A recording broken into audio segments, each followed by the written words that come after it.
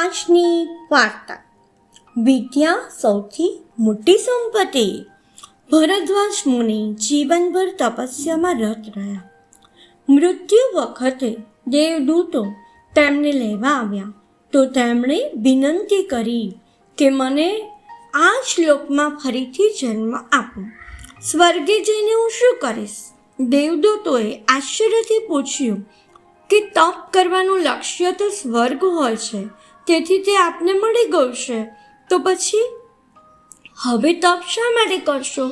ભારદ્વાજજીએ કહ્યું, જ્ઞાન સંચય માટે, પૂર્ણ સત્ય સુધી પહોંચવા માટે જરૂરી વિદ્યારૂપી સંપત્તિ હજુ મારી પાસે નહીવત છે.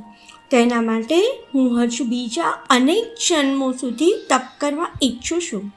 સ્વર્ગ કરતાં જ્ઞાન મોટું છે. સ્વર્ગથી માત્ર સુવિધાઓ મળે છે, પરંતુ જ્ઞાનથી આનંદ મળે છે.